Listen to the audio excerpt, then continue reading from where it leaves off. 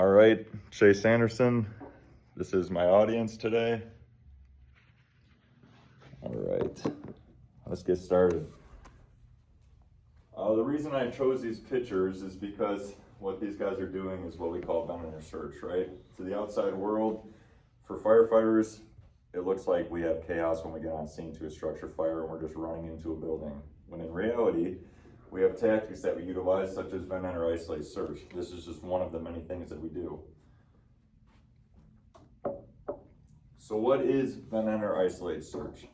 It's not something that's completely new. It's been around for a while, but it's a tactic we use when we know there's victims in a home, right? That can be a 1-story or 2-story facility.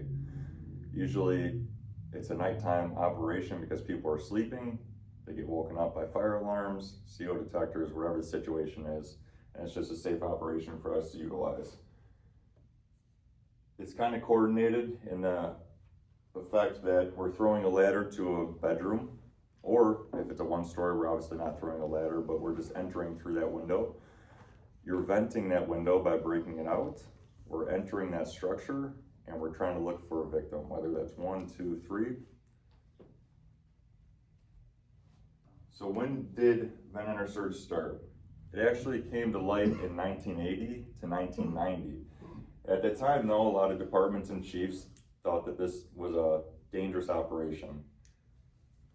Reason being is because modern building construction and legacy building construction, different times, 1980s, 1990s, utilize different materials, different furnitures. In today's modern world, everything burns hotter. Homes are built with less material, thinner material, right? Tactics evolved and developed through training and fireground experience. That was one thing. When this was first introduced in 1980 and 1990, it was a new concept and it was very dangerous because we didn't have basically a forefront of how to do this properly in a safe manner. We also didn't have the same technology that we have today, like thermal imaging cameras and everything else. That stuff has come a long way. Like they had the old bulky thermal imaging cameras, but today everybody's got a handheld. It's a lot more operational.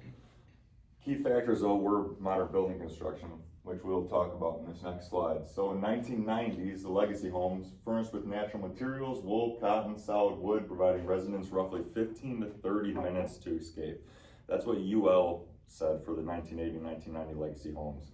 And that's obviously starting with a small fire, right? That's something small, starting in a garbage can, possibly igniting curtains, and then eventually engulfing the whole home. 15 to 30 minutes. In today's modern home, they say you have as little as 3 minutes to be able to get out of a home before it's basically not fully engulfed, but to an unsafe atmosphere for the occupants inside. So with that being said, obviously with the foams and polycarbonates and everything else to build furniture out of, if that smoke gets up to the 2nd story or on the 1st story, if that's where the bedrooms are, it can suffocate our victims and cause them not to be able to escape. The older homes, when everything was built out of wood and wool, you still kind of had a chance if you woke up to that stuff to be able to escape the home.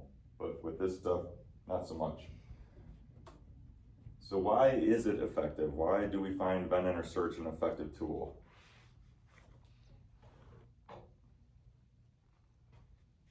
Faster access to victims, targets high probability areas, limits fire and smoke spread, and improves survivability.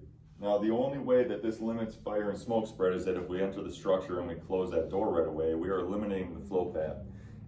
And that's the other thing too. So when it came to them deeming this unsafe, if doors were burnt out or anything else, we found that you could put other stuff in front of those doors, right? You could put mattresses, you could take a closet door, remove it, and put it in place of where that bedroom door was. It still buys us time, tries to limit the flow path and blocking. That was just one of the many things that they found through training and everything else. And fire victim locations.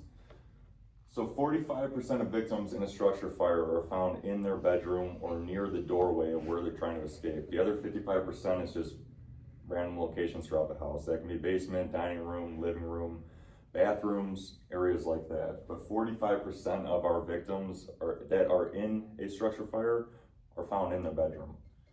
50% of the home deaths from a structure fire are from 11 p.m. to 7 a.m.